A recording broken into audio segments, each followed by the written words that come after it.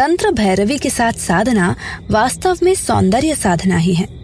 सौंदर्य के अनेक रूप संभव हैं इस संसार में, किंतु जहाँ सौंदर्य के एक उत्तेजित रूप की साधना करनी हो, वहाँ पर तंत्र भैरवी का उपस्थित रहना आवश्यक ही नहीं, अनिवार्य भी हो जाता है, क्योंकि एक उत्तेजित सौंदर्य ही तो छलक कर सिद्धि में परिवर्तित हो सकता है। यह भी तंत्र साधना का एक प्रिय सूत्र है।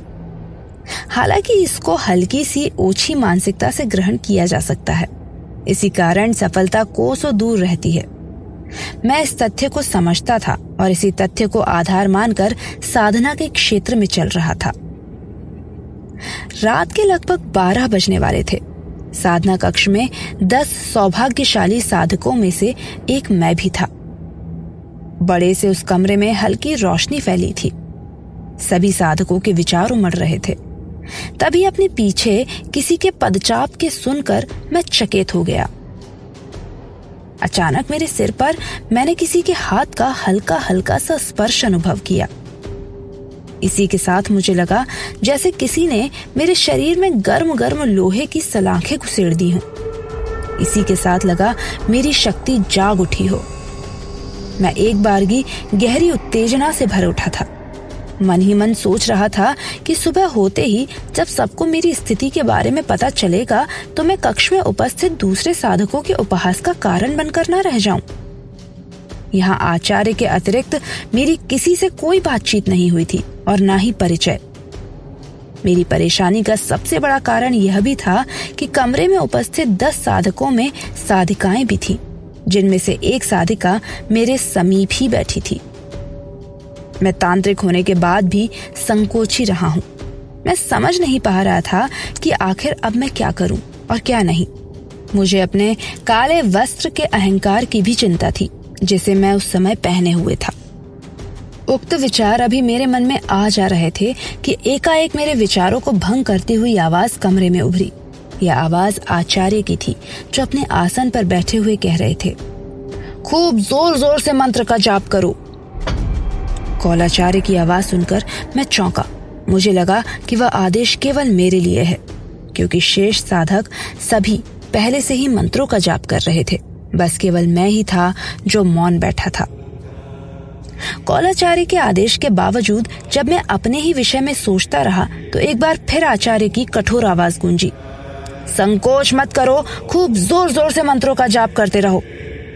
आचार्य की आवाज सुनते ही मैं भी मंत्रों का जाप करने लगा। इसके बाद कमरे से जाते समय आचार्य ने मुझसे कहा था, यहां से सीधे उठकर मेरे पास आना। कितना भयंकर था वह क्षण। उस समय भरी शाम में मैंने अपनी आंखों से जो देखा उस पर विश्वास ही नहीं हो रहा था।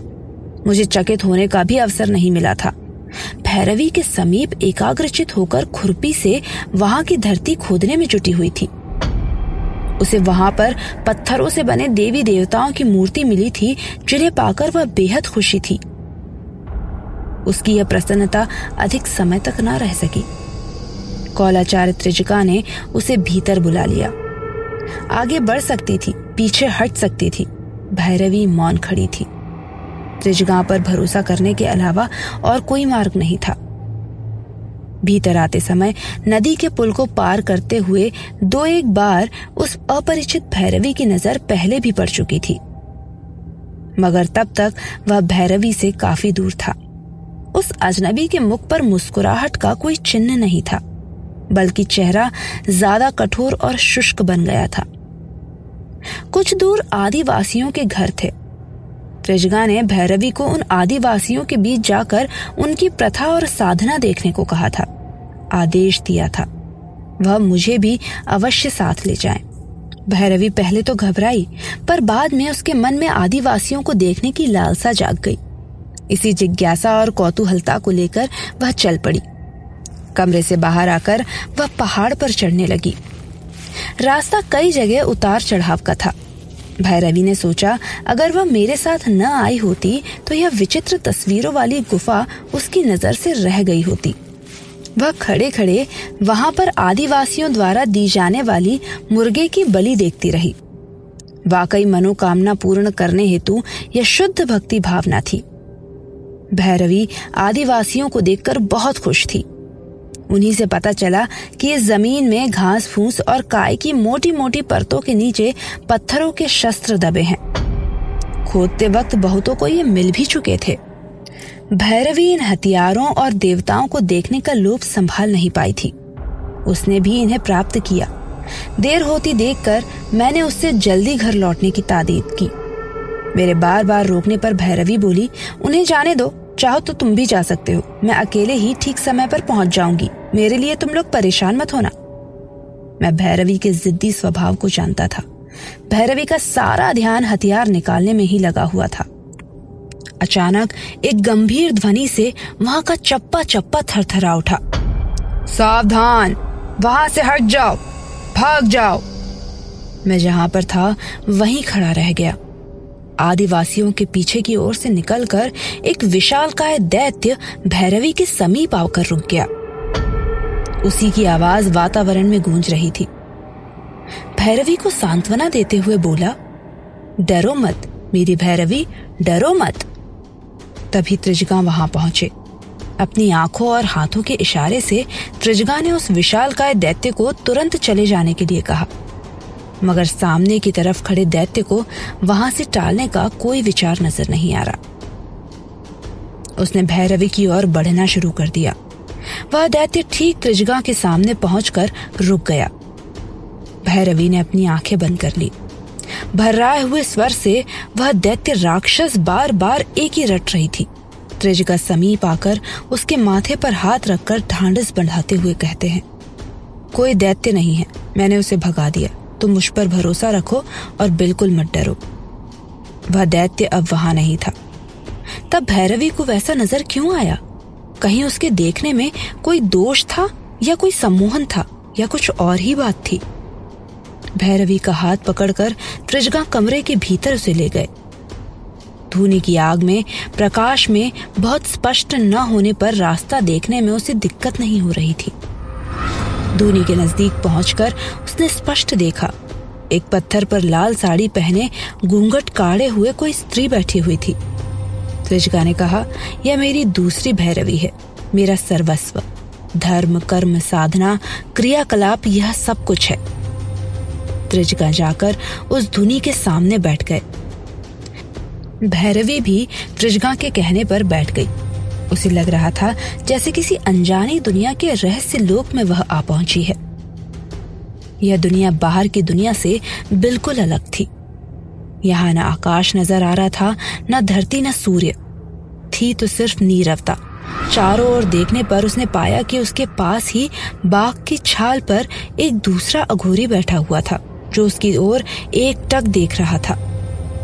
भैरवी का दिल फिर जोरों से धड़कने लगा। यह कोई दूसरा साधक है या केवल साधारण साधक? क्या त्रिजगा मुझे इसके साथ भेज देगा? यह सोचते भैरवी अचेत हो गई।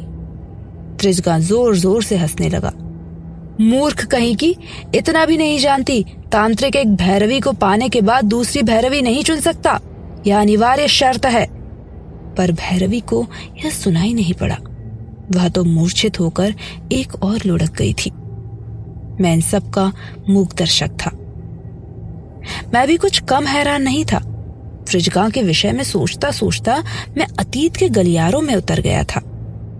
खोजी विचारधारा और भारतीय शुद्धता में रंगी शैली वाले आध्यात्मिक परिवार में जन्म लेने पर भी मेरा रुझान यंत्र मंत्र और तंत्र के पावन क्षेत्र में कैसे पहुंच गया? जब मैं इसका विचार करता हूँ तो सोचता हूँ कि संभवतः पूर्व जन्मों के कर्मों का सुफल है। मुझे तांत्रिकों, सिद्ध पुरुषों व उनके पास उपलब्ध गोपनीय चमत्कार विद्याओं में बहुत आस्था है और मैं इन दुर्लभ विद्याओं को जानना चाहता हूँ। साथ ही भोली भाली धर्मपरायण जनता का शोषण करने वाले पाखंडी तांत्रिकों का भांडाफोड़ करना मेरा सदैव एकमात्र उद्देश्य रहा है। ये मेरा सौभाग्य नहीं तो फिर और क्या है कि मुझे जीवन के अनेक सिद्धों, तांत्रिकों व हिमालय के योगिनियों का सानिध्य प्राप्त हुआ और जिनके आशीर्वाद स्वरूप लुप्त होती जा रही तंत्र विद्या का समय समय पर पुस्तकों, पत्रिकाओं के माध्यम से जिज्ञासुओं और तंत्र प्रेमियों तक पहुंचा सकूं। इस क्रम में काल निर्णय कहानियों का अमूल्य योगदान रहा है। एक विदेशी बैंक में लिपिक के पद पर रहते हुए भी तंत्र विज्ञान की खोज हेतु मैं पहाड़ी स्थानों, बर्फीले प्रदेशों में घूमने का लोभ संवरण नहीं कर सका। वास्तव में यह तंत्र मंत्र के विषय में कुछ और जानने के अमूल्य अवसर सिद्ध हुए हैं। सिद्ध तांत्रिकों के दर्शन यहाँ कैसे, कहाँ कैसे हो जाते हैं, यह बात मुझे बहुत अच्छे से ज्ञात है।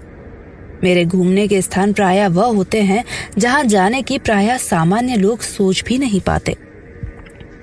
अपने घुमक्कड़ स्वभाव के कारण अनेकों बार जोखिम भी उठाए हैं। कभी तांत्रिकों, अवघड़ों के क्रोध को झेलना भी पड़ा है, तो कई बार हफ्तों प्रतीक्षा करनी पड़ती है। लेकिन यह सब करके मुझे संतुष्टि का अनुभव होता था। इसी क्रम के अंतर्गत कुछ वर्ष पूर्व बैंक से लंबी छुट्टी लेकर गंगटोक के पहाड़ी क्षेत्र में जाने का संकल्प किया। मैं जानता था कि यह खतरे का काम है। यह तो सभी जानते हैं, मन के जोश और खोजी प्रकृति को भला कौन रोक सकता है। एक रात मैंने चुपचाप यात्रा की तैयारी कर ली। कमर पर लादने वाले बड़े बैग में पूरा सामान लेकर सुबह ही गंगटोक के लिए उड़ गया।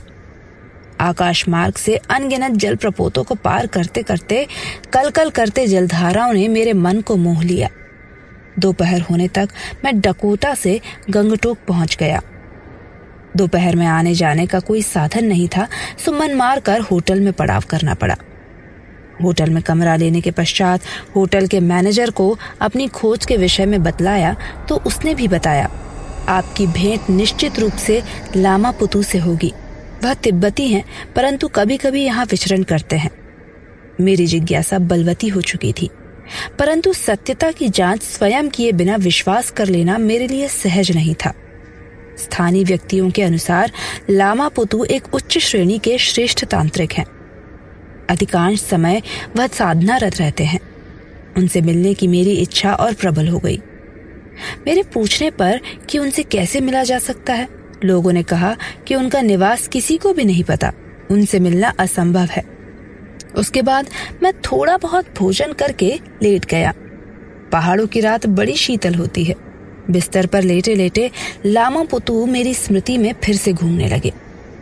अचानक थकावट के कारण कब नींद आ गई कुछ पता ही नहीं चला। प्रायः नित्य क्रिया से निवृत्त होकर मैंने फिर से अपनी खोज शुरू की।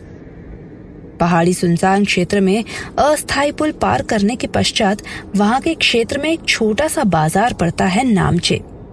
बीहड़ तिब्बती क्षेत्र होने के कारण यहाँ के लोगों की भाषा तिब्बती है। लोगों की भीड़ में जगह जगह लामा पुतू को खोजने का प्रयत्न किया, परंतु सफलता नहीं मिली। मुझे तिब्बत में रहते हुए 7 दिन बीत चुके थे। मन बहुत उदास था। एक दिन एक स्त्री मेरे समीप बैठ गई। रंग बिरंगा पट्टू बांधे थी। कमर के पीछे तक छितराई घनी काली केश राशि मन को मोह रही थी। उसके एक हाथ में पवित्र चक्र था और दूसरा हाथ मुझे समीप आने का संकेत कर रहा था। मैं अचानक अचकचा रह गया। वह बोली, क्या गुरु लामा पुतू को खोज रहे हो? मैं अवाक रह गया। हाँ अवश्य, मेरे मुख से अनायास ही निकल गया। उसने मुझे बताया, तिब्बती संस्कृति में अनेक विलक्षणताएं देखने को मिलती हैं, पर बारिश करवाने की विद्या स्वयं में एक चमत्कार है। तिब्बत ही एकमात्र देश ऐसा है जहां वर्षा बहुत कम होती है और वर्षा के अभाव में खेती की कल्पना असंभव है। तिब्बती लामाओं ने वर्षा करवाने, वर्षा रोकने की विद्या की सिद्ध क्रिया पराशक्ति केवल लामा गुरु तक ही सीमित होती है। यह वह लामा होते हैं जो गृहस्थ जीवन व्यतीत करते हैं और पूर्णतः सामाजिक होते हैं। उसने मुझे बतलाया कि अभी 2-3 वर्ष पहले की बात है, लामा पुतू की एक तंत्र साधना चल रही थी। निरंतर होने वाली भीषण वर्षा ने उन्हें परेशान कर दिया। तब एक परम शिष्य के निवेदन पर गुरु लामा पुतू ने मंत्रोच्चार द्वारा वर्षा को बांध दिया। अभी कुछ समय पूर्व तक गुरु लामा पुतू ने अनेक चमत्कार दिखाए। यूं तो तिब्बत में साधना काल में वर्षा आना शुभ माना जाता है। आज भी लामा गुरु जिस क्षेत्र में चाहे वर्षा रोक देते हैं। यह कार्य उनके लिए बेतरह सरल है। हालांकि वर्षा रोकने अथवा करवाने की प्रक्रिया जटिल व धीमी है, परंतु आश्चर्यजनक है। एक लामा के लिए असंभव शब्द का कोई महत्व नहीं रह जाता। सिद्धि सरल नहीं है। समस्त तांत्रिक शक्तियों के विकास को ही सिद्धि कहा जा सकता है। अपनी तांत्रिक शक्ति को विकसित करके साधन चमत्कार दिखा सकता है। सिद्धि प्राप्ति का मार्ग केवल निरंतर साधना है। जब मैंने उनसे प्रश्न किया कि वर्षा एक ही क्षण में कैसे हो जाती है, उसने उत्तर दिया, पता नहीं, यह शक्ति लोगों को विलक्षण क्यों दिखाई देती है। यह कोई नई विद्या तो है नहीं, हजारों वर्ष पूर्व से ही तंत्र शास्त्रों में वर्णित है। हाँ, इस और ध्यान न जाने के कारण लोग इसे चमत्कार समझते हैं। जब मैंने आग्रह किया कि कोई मंत्र मुझे बताएं, तो उसने तिब्बती मंत्र मुझे दिया। गुरु लामा पुतु मुझे लाख खोजने पर भी नहीं मिले। अब मुझे ऐसा अनुभव हो रहा था कि वह मुझसे विदा लेना चाहती है। मैंने पूछा, अब फिर कब भेंट होगी? कभी नहीं, उसने इनकार कर दिया और मुझे कहा कि भविष्य में कभी मैं उनसे न मिलने का प्रयास करूं। उसकी इस बात को मैंने स्वयं को अपमानित अनुभव नहीं किया, वरना मैं नतमस्तक हो गया। इसके बाद मेरा तिब्बत में रुकने का कोई कारण शेष नहीं था, तो मैं वापस चला आया। प्रिय श्रोताओं, मेरे बहुत से तिब्बती मित्र मुझसे कहते हैं कि तिब्बती लोगों का सर्वोत्तम गुण यह है कि वे मुक्त हृदय, प्रेम भाव पूर्ण, स्पष्ट भावधारा और मैत्रीपूर्ण आचरण वाले होते हैं। मेरा विश्वास है कि तिब्बतियों को यह गुण तंत्र धर्म के पालन से ही प्राप्त हुआ है और तंत्र ही सर्वोत्तम रत्नों में से एक है। यह धर्म हमें आंतरिक आनंद और आंतरिक शक्ति प्रदान करता है, जो अन्यथा प्राप्त करना संभव नहीं है। तंत्र साधना साधक के मन में एक ऐसी आभा का समावेश कर देती है जिसमें आम्हाद के अतिरिक्त द्युति भी घुली मिली होती है। जो आम्र मंजरी अपनी यौवन की छटा से रूप रंग रस के लोभी भौरों को भी और अधिक उद्विग्न करते हुए धीरे से सुपुष्ट फल के रूप में परिवर्तित हो जाने लगती है। मैं तंत्र मार्ग में अपनी नई भूमिका पर विचार करते हुए एकांत में चला गया।